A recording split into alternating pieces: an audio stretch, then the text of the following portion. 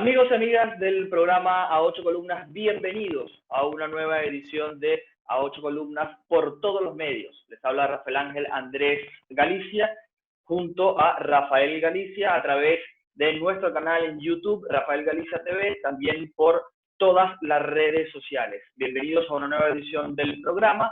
Hoy estaremos conversando sobre el derecho en Venezuela a nivel internacional con un especialista de la materia. Vamos a conversar con el abogado venezolano Mariano de Alba, especialista en Derecho Internacional y en Relaciones Internacionales. Antes de darle la palabra y la bienvenida a Mariano de Alba, Rafael Galicia, bienvenido al programa A Ocho Columnas. Gracias, hijo. Dios te guarde, bendiga, cuide y libre de todo mal y peligro. Bienvenidos al programa A Ocho Columnas. Estoy franqueado por dos jóvenes venezolanos. Y gracias a la magia de la tecnología, estamos desde Santiago de Chile, Rafael Ángel Andrés, desde Washington, D.C., el joven Mariano de Alba, y desde la poderosa Maracaibo, Rafael Simón Galicia, que les habla. Bueno, hoy queremos dar un vistazo un poco más amplio a la situación internacional, al mundo internacional, sacudido sin duda alguna por el tema del COVID-19. Pero noto, y por ahí pudiéramos comenzar, pero quiero que Rafael Ángel introduzca más directamente el tema. Fíjense que yo imaginé que estaríamos encerrados, sabrá Dios hasta cuándo, por el COVID-19, pero no. Los dominicanos hicieron una elección presidencial. La hicieron. Yo creo que el mundo moderno tendrá que analizar cómo se hace una elección presidencial en medio de esta pandemia. Pues bien, los dominicanos ya lo hicieron. Y una nación muy poderosa sobre la tierra, los Estados Unidos de Norteamérica, se aprestan a realizar una el próximo mes de noviembre. Y este joven, Mariano de Alba, que está con nosotros hoy en exclusiva en el programa 8 Columnas, está en Washington, D.C., en el epicentro de estos acontecimientos, y yo estoy súper deseoso de escuchar. Así que vamos a comenzar el programa, Rafael Ángel Andrés, haciendo pues tú la introducción de nuestro joven invitado de hoy, especialista en Derecho Internacional.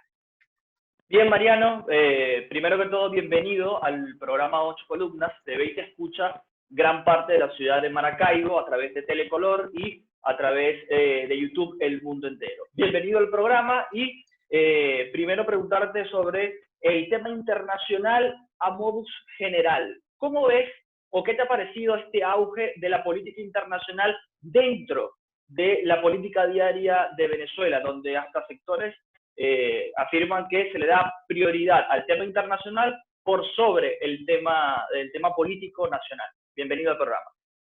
Muchísimas gracias por la invitación a ambos. Es un honor estar en el programa. Bueno, en primer lugar, yo diría que este año, el año 2020, es un año bastante particular en lo internacional.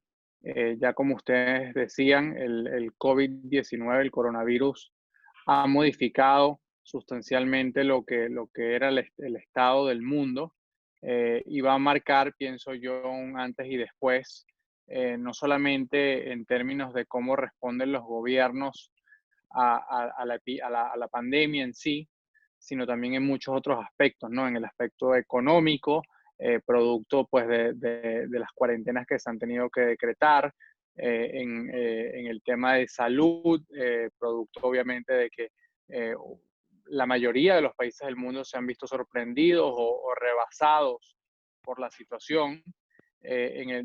Otro punto de vista es el punto de vista tecnológico, donde esta situación lo que se prevé que va a ocasionar es que cada país va a tratar de cuidar mucho sus cadenas de suministro, si depende o no de otros países para realizar ciertas actividades, porque bueno, se ha hecho patente que los países que están mejor preparados para responder a este tipo de situaciones tan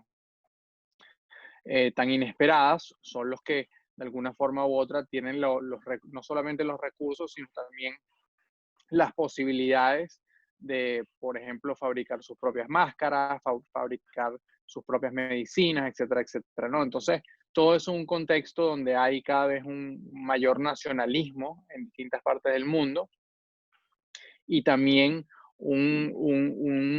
al menos una mayor intención o lo que yo llamaría un mayor populismo por parte de los distintos jefes de Estado y jefes de gobierno, ¿no? Eso como primer comentario. Y en segundo lugar, y respondiendo directamente a la pregunta que tú me hacías,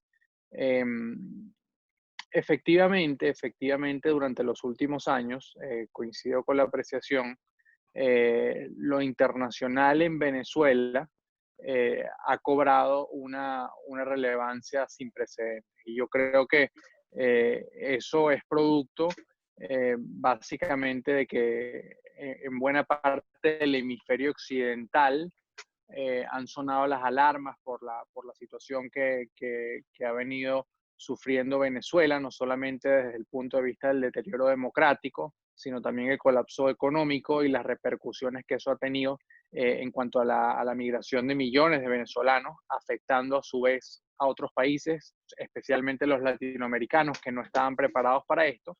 Y finalmente una cuarta arista que es pues un país que no solamente ha tomado una deriva claramente autoritaria, sino que también ha fortalecido mucho sus vínculos con quienes no son los socios naturales de la región.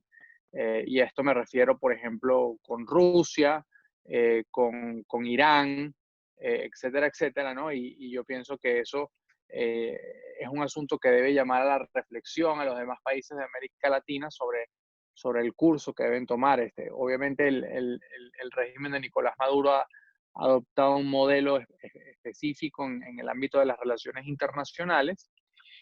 Y bueno, todo eso ha llevado a que la situación específica es que en Venezuela vive una dictadura donde no se vislumbra una posibilidad de generar un cambio y por lo tanto pues la oposición política ha tenido que recurrir a alianzas internacionales con distintos países, pero fundamentalmente con el hemisferio occidental, para tratar de ver si eso genera una presión importante que de alguna forma u otra ayude a que Venezuela recupere su democracia. Para no extenderme, yo diría que si bien es entendible y creo que ha sido útil muchos de los mecanismos de presión que se han utilizado internacionalmente para tratar de promover un regreso de la democracia en Venezuela, yo sí pienso que se ha pecado de alguna forma u otra darle una sobreimportancia a lo internacional, y creo que el transcurso del tiempo nos está demostrando que si bien es cierto que lo internacional es relevante, que es importante, que suma, que ayuda, pues la triste realidad es que no va a haber un regreso a la democracia en Venezuela si no hay una organización de la ciudadanía venezolana y si la ciudadanía venezolana no logra ejercer una presión de alguna forma definitiva que genere ese cambio.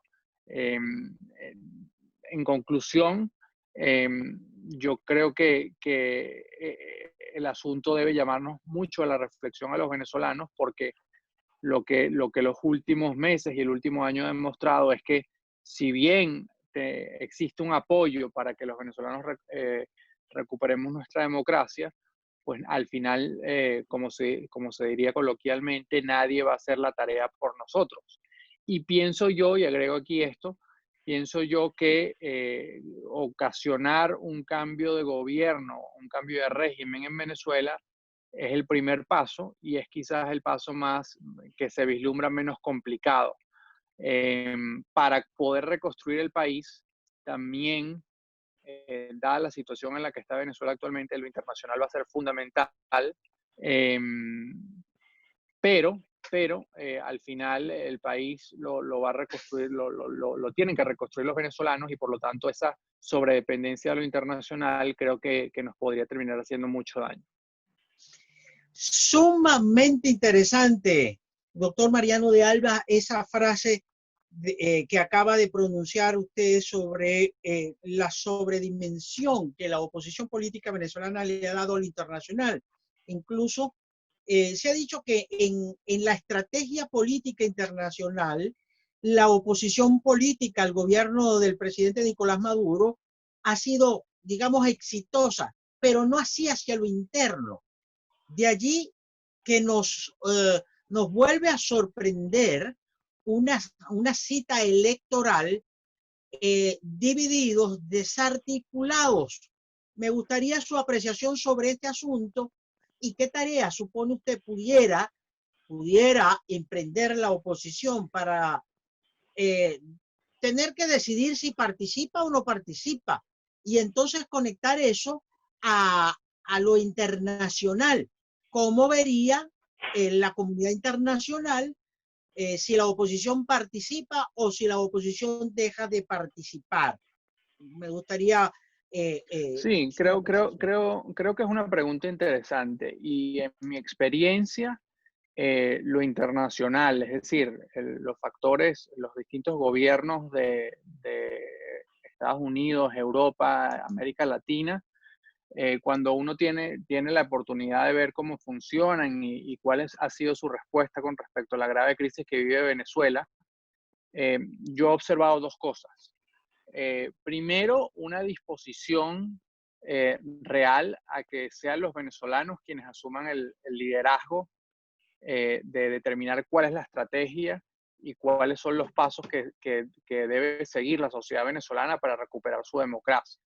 Eso por un lado. Siempre ha habido mucho, de alguna forma, acusaciones creo yo que son falsas de que la agenda de la oposición viene dictada desde Washington. Sí, bueno, sí. Viene dictada desde Europa, etcétera. La realidad es que siempre se ha dejado, y es algo lógico, siempre se ha dejado que sean los actores que tienen contacto con el terreno, que tienen contacto y que saben y que saben o deberían saber muy de cerca qué es lo que está sucediendo adentro, que digan su punto de vista, que hagan recomendaciones, etcétera, etcétera, ¿no? Eso por un lado. En segundo lugar, usted mencionaba esta desconexión entre lo internacional y lo nacional, y yo sí creo que allí hay una responsabilidad muy, muy importante compartida de la oposición política y de la comunidad internacional. ¿Por qué? Porque yo pienso que lo que hemos visto en el último año, y específicamente quizás hay que concentrarse en el año 2019, es que vimos a una dirigencia política opositora e inclusive algunos gobiernos, fundamentalmente el gobierno de Estados Unidos, vender una tesis de que el fin de la dictadura en Venezuela era inminente. Y recuerdo yo, y supongo que ustedes también, diversas declaraciones a lo largo del año 2019 donde se dijo que al gobierno de Nicolás Maduro le faltaban horas, que le faltaban meses, que antes de diciembre seguro caía. En esto también cayó, por ejemplo, el presidente de Colombia, Iván Duque. ¿Y qué es lo que ha sucedido? Es que ese discurso, a medida que ha transcurrido el tiempo, se ha desgastado, obviamente, porque la situación no ha cambiado, pero yo creo que el mayor daño que ha hecho ese discurso y esa es lo que yo llamaría o calificaría como la venta de esa ilusión, es que el problema es que las consecuencias de eso las estamos cosechando actualmente. ¿Cuáles son las consecuencias de eso? Pues desde mi punto de vista y de lo que yo observo y hablo con muchas personas, y usted me podrá corregir, que sigue viviendo en Venezuela, es una gran desesperanza en el pueblo venezolano, de alguna forma, un pueblo venezolano que por las condiciones económicas está concentrado en sobrevivir su día a día y que de alguna forma u otra se ha cansado ya en muchos casos de la diatriba política, porque por un lado ve a una dictadura que obviamente cada día le hace la vida más difícil, pero por otro lado ve a una oposición política que ha vendido o que ha querido vender soluciones, pero al final no tiene el poder real para adelantar esas soluciones. Entonces, de alguna forma u otra, estamos ahora más entrampados, diría yo, y ya con esto pues respondo directamente a la pregunta, porque ahora nos encontramos en una situación donde nos estamos dando cuenta que sí, que la comunidad internacional, que el gobierno de Estados Unidos, que algunos gobiernos de América Latina, que inclusive países africanos como Cabo Verde, están dispuestos a tomar medidas específicas de presionar, de llevar adelante procesos penales, etcétera, etcétera, de tomar medidas de presión, sanciones, etcétera. Pero al final esas son medidas que ayudan a hacer más probable una transición a la democracia en Venezuela, pero no generan esa transición a la democracia. Y el mensaje intrínseco en eso es que quienes deben, quienes estamos llamados a realmente a lograr que las cosas cambien en Venezuela, somos los venezolanos. Y con respecto a la elección parlamentaria del mes de diciembre, pues yo creo que la comunidad internacional conoce muy de cerca la situación, cada vez mucho más difícil para el régimen de Nicolás Maduro de alguna forma engañar al hemisferio occidental, y por lo tanto esa elección no va a ser reconocida porque al igual que la de mayo del 2018 no tuvo las condiciones mínimas. Además hay una parte importante de la oposición política que dice que no va a participar, por lo tanto hay una división clarísima allí y la comunidad internacional va a tratar de evitar meterse en eso. Y al final, pues los venezolanos tristemente quedamos en el aire, ¿no? Porque por un lado hay un grupo y un sector de oposición que dice que va a participar, que la abstención no nos va a llevar a ningún lado. Pero uno observa que las condiciones, no hay ni las mínimas condiciones para que se sea un proceso electoral serio y muy probablemente a ese grupo de la oposición le va a pasar lo mismo que pasó en mayo del 2018, que es que iban confiados primero de una gran participación y luego de que no hubiesen irregularidades y luego las hubo y no hubo nada que hacer. Y luego al otro lado hay un sector de la dirigencia opositora que dice que como no hay condiciones, no hay que participar, y en esto yo coincido, pero que no ha sido capaz de dibujar o de explicar una estrategia de qué se va a hacer ante este escenario. Creo que a lo que está apostando ese otro sector es justamente vamos a esperar que lo internacional de alguna forma ocasione alguna diferencia. Vamos a esperar que sigan recurriendo a ese imaginario popular que de afuera van a venir a solucionar la grave crisis que vive Venezuela. Y pues entonces sigue pasando el tiempo y volvemos a lo que comentaba hace algunos minutos, que es de una gran desilusión, una gran desesperanza, mayor pobreza, la crisis se aumenta, mayor gente se va de Venezuela, etcétera, etcétera, y entonces realmente estamos entrampados. Mariano, sobre los mecanismos de presión que hablabas hace algunos instantes, quisiera tu punto de vista acerca de las sanciones. Si no crees tú que se ha sobreestimado el poder de las sanciones para lograr algún quiebre interno dentro del gobierno. ¿Cómo resumes tú lo que ha sido la política de sanciones que se ha venido implementando tanto desde Estados Unidos, ahora sumada la comunidad internacional con las sanciones de la Unión Europea y algunos otros países también de la comunidad para solucionar o darle algún atisbo de solución a la crisis venezolana? Sí, extraordinario. Había notado el tema sanciones porque para complementar, hijo, perfecto sintonía. Es que te leí la mente. Para complementar, ¿no? Aquí lo anoté, sanciones, porque quiero además agregarle la pregunta y prometo no interrumpir más la pregunta de mi hijo. El tema de las sanciones me gustaría tocarlo, ¿no? Porque veía un reportaje sobre la aplicación de sanciones norteamericanas en otros escenarios mundiales, en la crisis de Irán, en la crisis de Irak. Bueno, veía concretamente la historia de Muhammad Ali. Y en ese reportaje se hablaba de las sanciones.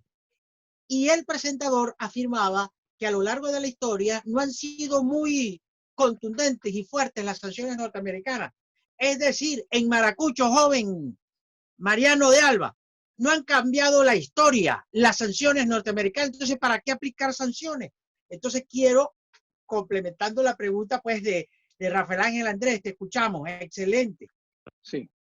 Sí, bueno, a ver, brevemente, creo que en primer lugar, lo que yo quisiera decir es que eh, la política de sanciones internacionales me parece que tiene cierto sentido. ¿Por qué?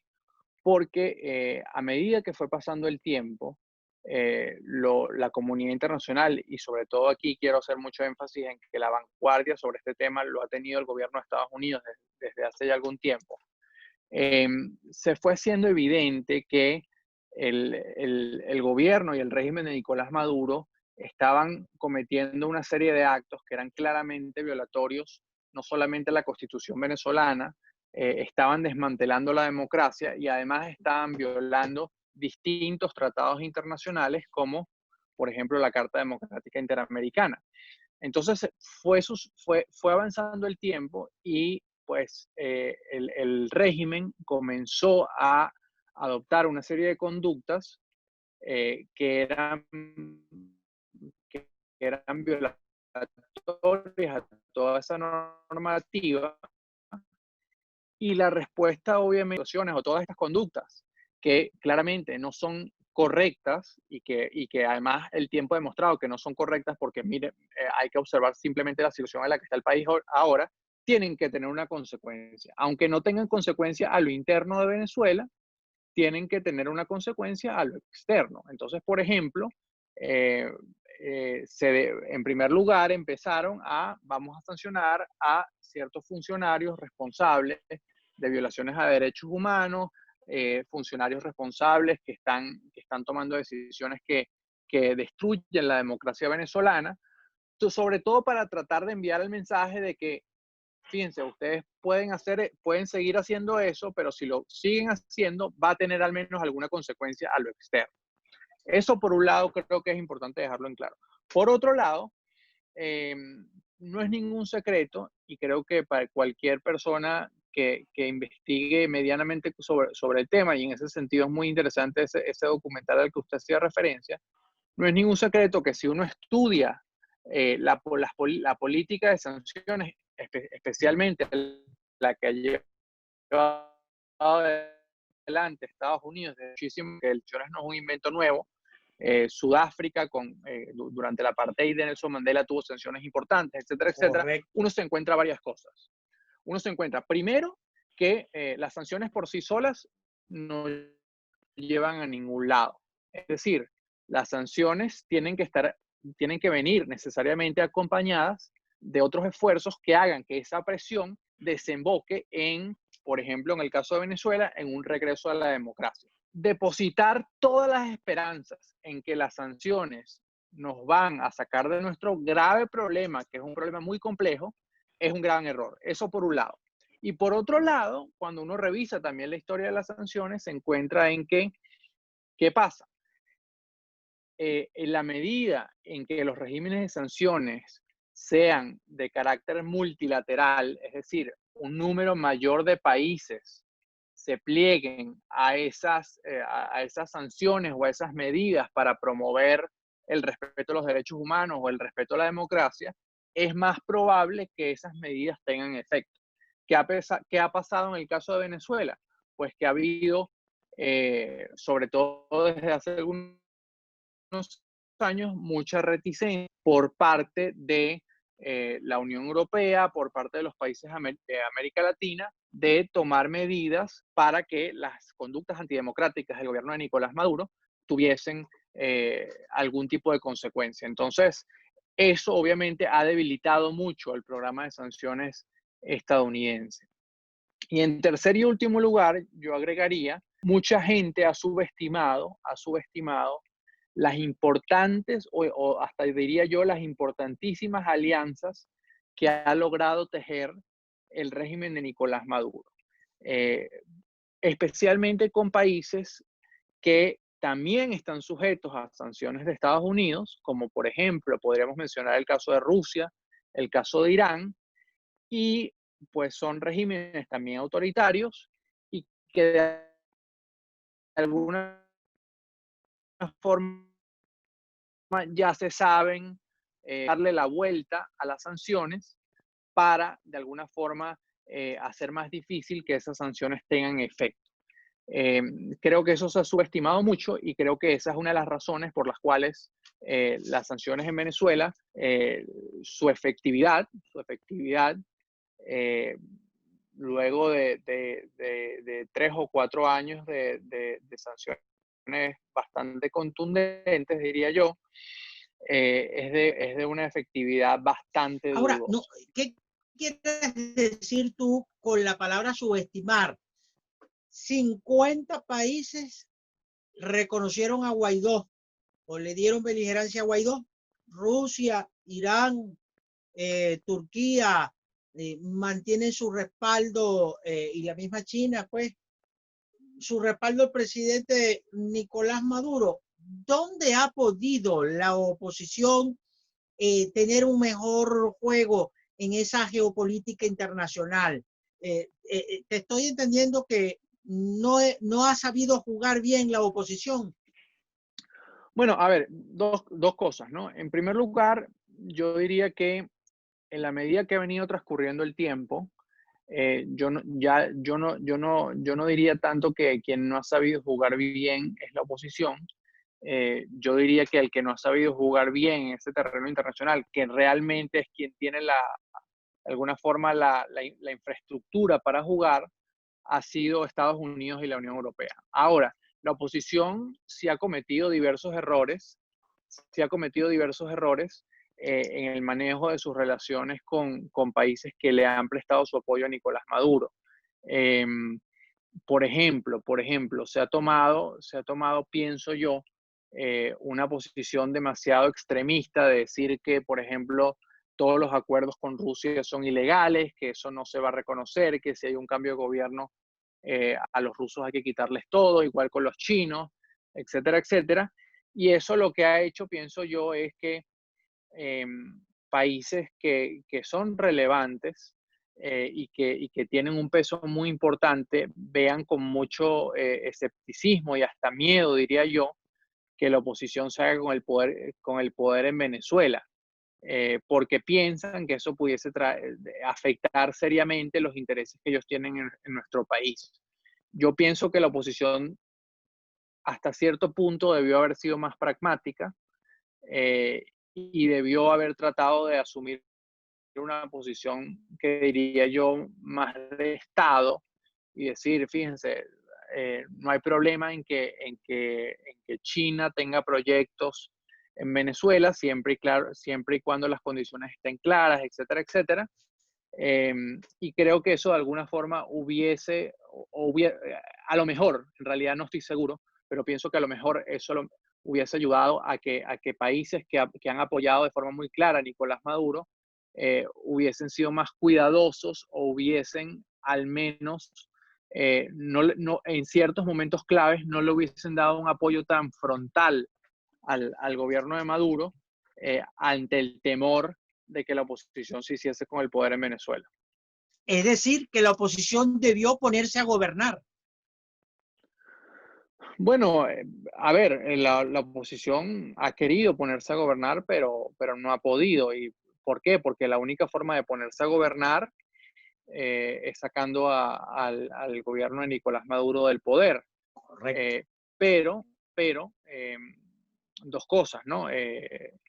Pero yo sí pienso que a lo largo de estos 20 años, la oposición en muchas instancias ha tomado posiciones que yo catalogaría como maximalistas, eh, a ver, lo digo de otra forma, la oposición ha caído en ese juego del régimen de Nicolás Maduro, de pintar esto como una batalla entre los buenos somos los de Occidente, Estados Unidos, Europa, América Latina, y la oposición, y los malos son China, Rusia, Turquía, etcétera, etcétera. Creo que ese juego no ha sido, caer en ese juego no ha sido muy positivo, porque la realidad actual del mundo es otra. Ya el mundo no vive en esos términos, ya el mundo no vive en una situación de enfrentamiento de la Guerra Fría, sino que más bien vemos como cada vez el mundo lo que busca es qué es lo que más le conviene a su interés nacional. Y si el interés nacional, porque necesitamos inversiones y en realidad no hay otros países, otras empresas dispuestas, si esas inversiones tienen que venir de China, pues entonces lo que hay que asegurarse es que haya un entendimiento claro de cuáles son esos proyectos y esas condiciones, pero la realidad es que a Venezuela le hace falta una dosis sumamente amplia de ayuda y de cooperación internacional, y si uno se limita solamente a lo que puede dar Estados Unidos, algunos países de Europa, porque no todos dan, y ni se diga América Latina, que está en una situación no tan grave como la de Venezuela, pero muy precaria, pues nos vamos a dar cuenta a la larga que no vamos a tener todo el apoyo, toda la inversión internacional necesaria para poder reconstruir el país. Bien, estamos conversando con Mariano de Alba, abogado venezolano, especialista en Derecho y en Relaciones Internacionales. Vamos a una pausa y al retorno cerramos nuestra conversación con Mariano de Alba. Ya venimos.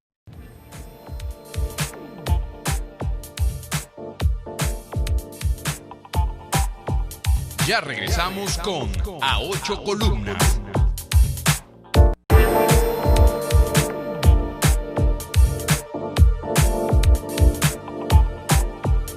Continuamos con A Ocho Columnas.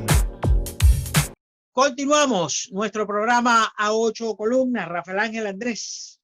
Así es, estamos conversando con Mariano de Alba, abogado venezolano, especialista también en Derecho y en Relaciones Internacionales. Estamos haciendo un análisis sobre el tema internacional, obviamente aplicado al caso de Venezuela, pero no quiero dejar pasar este programa sin que toquemos el tema de la elección estadounidense. Mariano está en el lugar de los hechos, en el lugar de la acción, digámoslo así, en Washington, donde aparte de la crisis social que se ha generado por el caso de George Floyd, también va a hacer noticias este segundo semestre del año por el tema de las elecciones estadounidenses. Y quiero tocar este tema de la elección estadounidense conectándolo con el caso venezolano.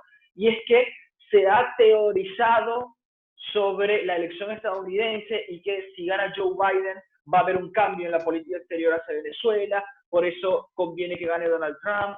Es decir, se ha dicho de todo de una elección que puede influir en otro país. ¿Cómo ves, Mariano, esta situación? Si la elección estadounidense o si un cambio o no de presidente de los Estados Unidos influiría en la política hacia Venezuela.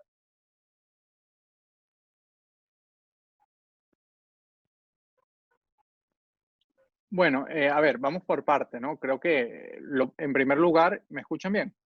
Sí, perfectamente. Perfecto, perfecto. Bueno, en primer lugar, hay que analizar la elección en sí, ¿no? La elección, el presidente Trump va a tratar de reelegirse. Joe Biden fue el vicepresidente del presidente anterior demócrata, Barack Obama. Lo primero que creo que tiene que estar claro es que va a ser una elección muy reñida, porque Donald Trump venía con muchísima fuerza hasta que explotó toda la situación lamentable del COVID-19. Básicamente, ¿por qué? Porque la economía estadounidense está en una situación bastante boyante. Y al final, eso históricamente ha influido mucho en quién es el ganador de la elección presidencial. Ahora, la situación ha cambiado sustancialmente con el coronavirus. La situación económica de Estados Unidos no es ya tan prometedora ni la mejor. El impacto económico ha sido importante. Sin embargo, el gobierno de Donald Trump ha respondido medianamente de forma ágil Pero a esa dificultad económica, que yo todavía no le llamaría una crisis económica, se le suma pues esa situación social que comentaba Rafael Ángel, de que efectivamente, donde efectivamente, perdón, el gobierno de Donald Trump ha cometido serios errores de alguna forma avivar las llamas del racismo, mandar a reprimir manifestaciones pacíficas, etcétera, etcétera. Y yo pienso que eso lo que está generando en este momento, y hay que esperar a ver cómo desemboca eso, pues de aquí a noviembre, pero lo que está generando es está efectivamente creando un movimiento muy amplio dentro de Estados Unidos, donde además, de forma muy interesante, nos conseguimos que dentro de ese movimiento, para que haya un cambio en la presidencia, están un grupo muy importante de personas que históricamente han sido partidarios del Partido Republicano, partido que pues apoya o sigue apoyando a Donald Trump. Y en segundo lugar, lo otro que yo diría sobre la elección en general es que es una elección que, como todas las estadounidenses, se van a definir en unos pocos estados. Son ciertos estados, Florida es un caso paradigmático, pero también los casos de los estados de la mitad, que están en la mitad de Estados Unidos, es decir, los que no están en la costa este ni en la costa oeste, Missouri, Michigan, etcétera. Esos estados al final son determinantes para determinar, valga la redundancia, quién es el próximo presidente de Estados Unidos. Allí la situación al día de hoy favorece ligeramente a Joe Biden, pero todavía no se sabe qué puede pasar de aquí a allá. Y conectándolo con el caso venezolano. Sí, y conectándolo con el caso venezolano,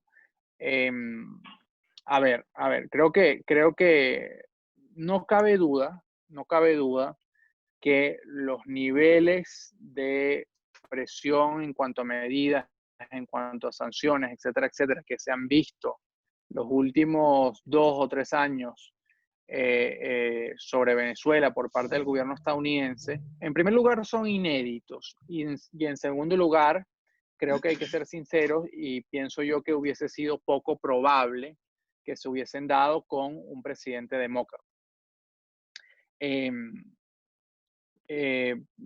Creo que un aspecto de la presidencia de Donald Trump que pudo haber ayudado a la causa de democratización en Venezuela y que de hecho la oposición política trató de alguna forma de sacarle punta, fue sencillamente el hecho de que el señor Trump era absolutamente impredecible y no se podía saber, y en realidad no se podía saber qué decisión podía tomar a los efectos de presionar internacionalmente, ¿no? Ahora, yo creo que hay que estar claros de varias cosas, ¿no? Algunas cosas que se ven actualmente de Trump como ventajas, a lo mejor quizás terminan siendo desventajas.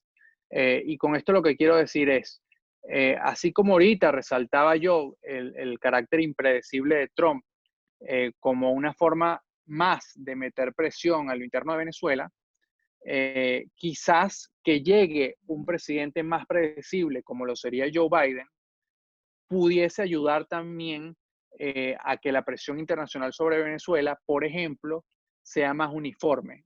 Y con esto lo que quiero decir es que haya una mayor coordinación o que sea más fácil coordinar una postura entre Estados Unidos, la Unión Europea y los países de América Latina. Para nadie es un secreto que una de las razones por las cuales fracasó los intentos de negociación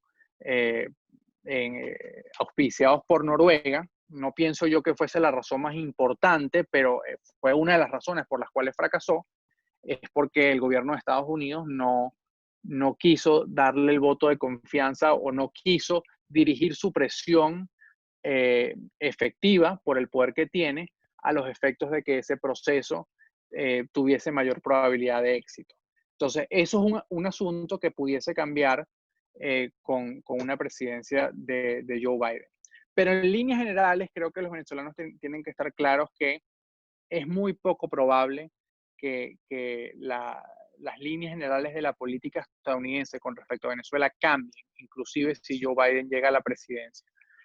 ¿Por qué? Porque el apoyo que hay a la oposición política y sobre todo al retorno de la democracia y a la Asamblea Nacional en este momento en Estados Unidos es un apoyo por parte de los dos partidos.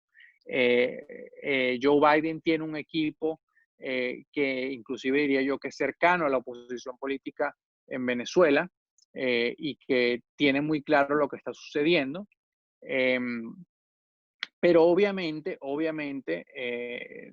no va a ser igual en el sentido de que con Joe Biden nunca vamos a escuchar declaraciones como que lo que hay que hacer es invadir Venezuela, porque su equipo sí, por ejemplo, tiene mucho más claro el contexto de una declaración de ese tipo en América Latina.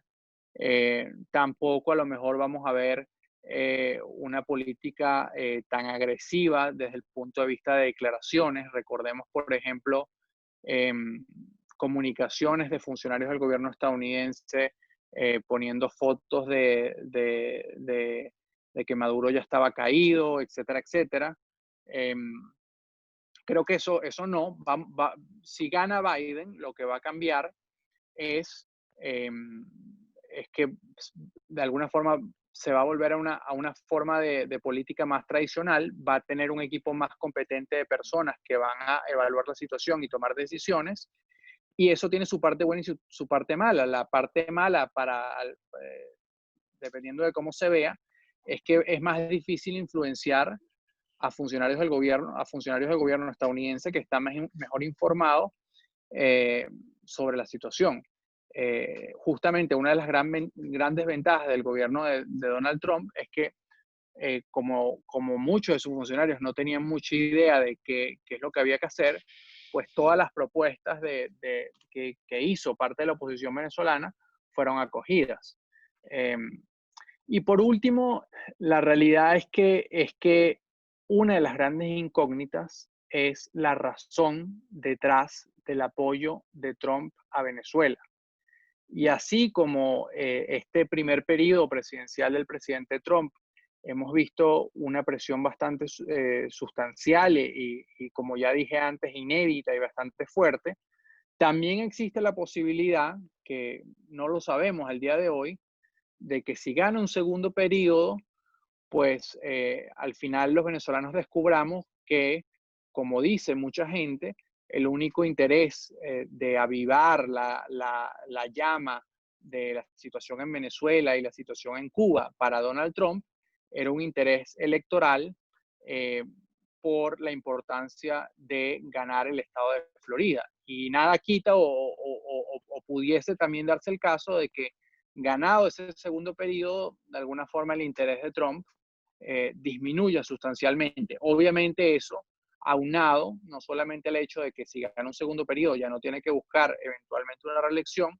sino también aunado a que, y eso ha trascendido en los últimos meses, el propio presidente Trump ha ido perdiendo interés en Venezuela porque se ha dado cuenta que es muy difícil lograr el objetivo de su política exterior, que es un cambio de gobierno, y como ya sabemos, el presidente Trump lo que siempre busca en su política exterior son victorias fáciles y que pueda vender a su electorado más predilecto. Contundente has estado, Mariano, con esta frase que ya pasamos a la sala de redacción. Donald Trump ha ido perdiendo interés en Venezuela.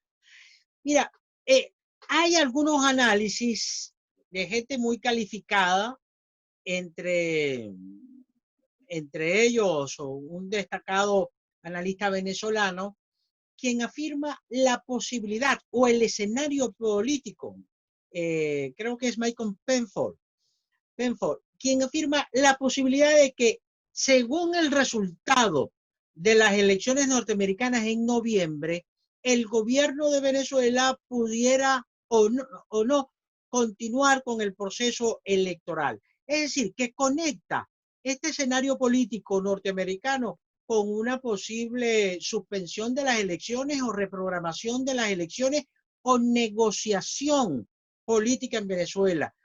¿Cómo lo ves tú? Bueno, yo creo que eso es ¿Hay poco probable. conexión? A ver, creo que sí hay una conexión, pero creo que es poco probable. Es poco probable porque, bueno, porque como ya decía hace algunos minutos, va a ser difícil que haya un cambio de política estadounidense, independiente, si el ganador es el candidato del Partido Demócrata, Joe Biden. Entonces, con respecto a la política estadounidense, no creo que vaya a cambiar mucho si Joe Biden es electo presidente y asume el mando en enero del 2021. Ahora, ¿por dónde van los tiros de esa tesis que usted menciona?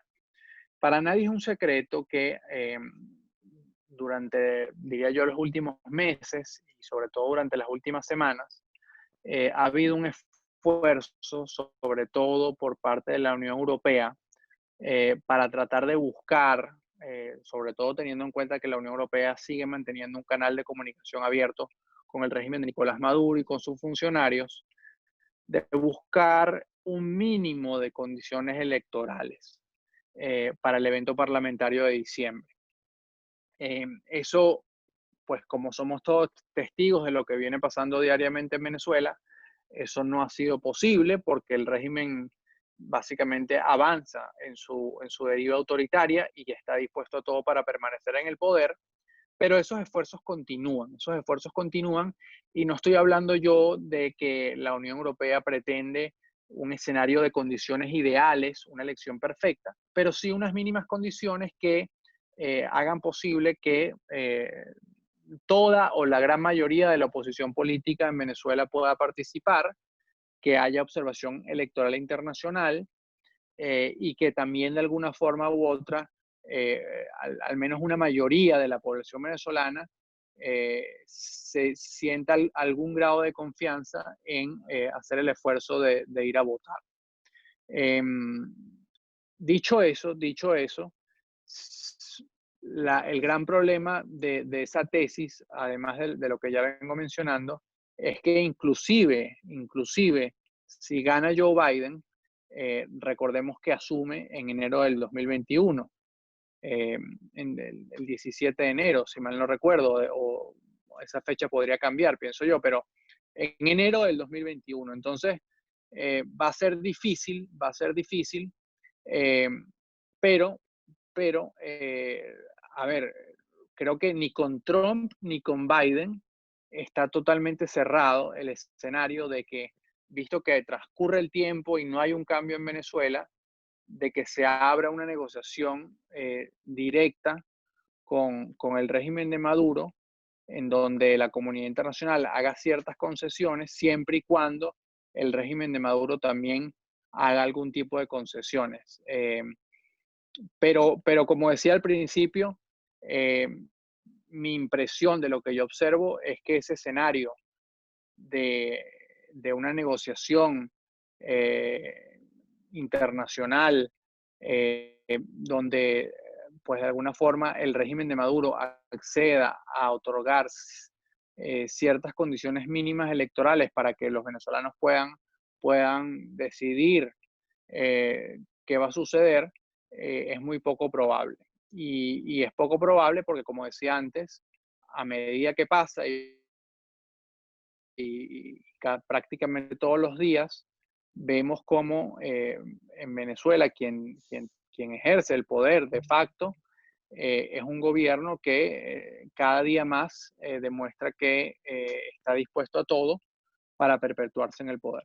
Te quería preguntar, ya para finalizar el programa, ¿cuáles son las condiciones que puede colocar la comunidad internacional para una próxima jornada de negociaciones para lograr destrabar el tema político en Venezuela, luego del fracaso de la negociación de Oslo y también del Grupo Internacional de Contacto, que a pesar de que son rápidos para el tema de los comunicados, no se les ve una tarea puntual para lograr que los actores políticos se sienten a negociar. ¿Cómo vería la comunidad internacional? Es la pregunta concreta. ¿Cómo vería esta comunidad una eventual nueva negociación? Bueno, creo que, a ver, ¿cómo lo vería la comunidad internacional? Creo que hasta el propio gobierno de Estados Unidos ya ha entrado por el camino de querer buscar que haya una negociación imperfecta o no, que desemboque en ese objetivo de que haya un cambio de gobierno en Venezuela. Así que yo pienso que toda la comunidad internacional lo vería con buenos ojos. Ahora, dicho eso, la comunidad internacional también está viendo que es muy difícil que eso se dé, por lo que ya comentaba antes, porque el régimen de Maduro no quiere. Y yo pienso que a medida que transcurre el tiempo, las condiciones que la comunidad internacional quiere o pone sobre la mesa para poder medianamente avanzar, son conocidas por todos los venezolanos. Es decir, eh, en el tema electoral hay unas mínimas condiciones para que un proceso pueda de alguna forma contar con la confianza de la mayoría.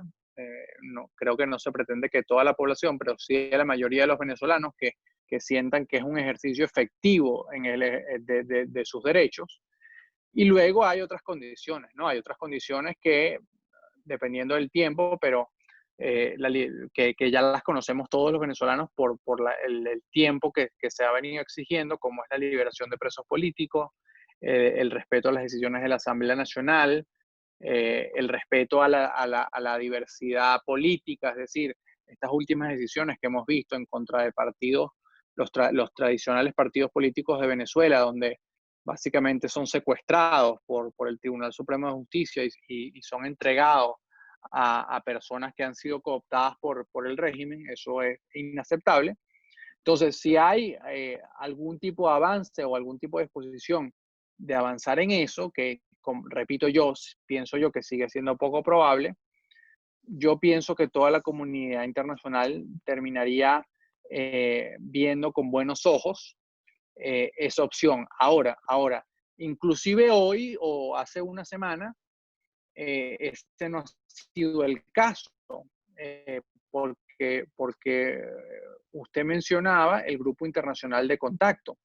Y, por ejemplo, un asunto que sucedió hace muy poco con el Grupo Internacional de Contacto, que fue muy interesante, es lo que sucedió con el canciller de Uruguay, Ernesto Talvi, que además es muy cercano a personas afectas al Partido Voluntad Popular. El canciller Ernesto Talvi dijo, fíjense, yo estoy en este grupo internacional, mi gobierno o nosotros entendemos que la única posibilidad real, tangible, de pie sobre la tierra, es una salida a través de una negociación, y para yo poder ser ese interlocutor, para yo poder ser ese mediador, yo prefiero no entrar a calificar al régimen de Nicolás Maduro. Si el presidente uruguayo quiere hacerlo, él puede hacerlo, pero yo para poder seguir hablando con ambas partes, prefiero mantener una posición diplomática. Y bueno, y eso generó fuertes críticas, no solamente en Uruguay, sino también en otros países de la comunidad internacional. Y ya hoy Ernesto Talvi no es canciller de Uruguay, presentó su renuncia.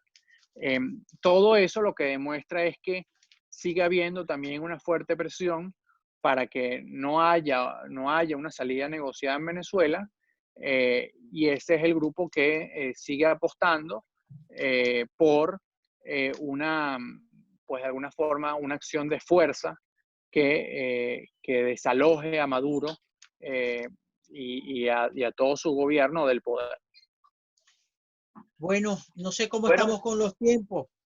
Mariano, ya hemos terminado el programa en esta ocasión. Te queremos agradecer los minutos que te tomaste para conversar con nosotros en el programa A 8 Columnas, cada quien desde su casa en la cuarentena, estos programas especiales de cuarentena. Rafael Galicia Maracaibo, quienes hablan desde Santiago, y tú desde Washington. Muchas gracias por estos minutos, Mariano. Muchísimas gracias a ambos por la invitación. Un placer haber podido compartir estos minutos con ustedes.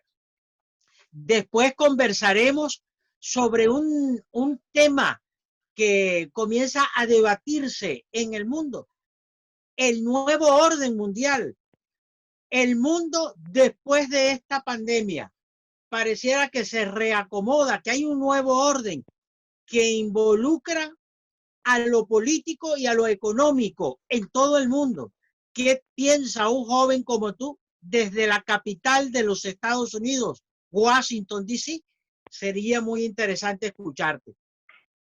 Excelente, muchísimas gracias. Bueno, gracias pues a ustedes por la sintonía. Sigan con nuestra excelente programación. Será de noticia. ¿Y dónde está la noticia? Está Galicia. Más vale creer en Dios que en hombres poderosos. El Señor bendiga sin límites al pueblo venezolano.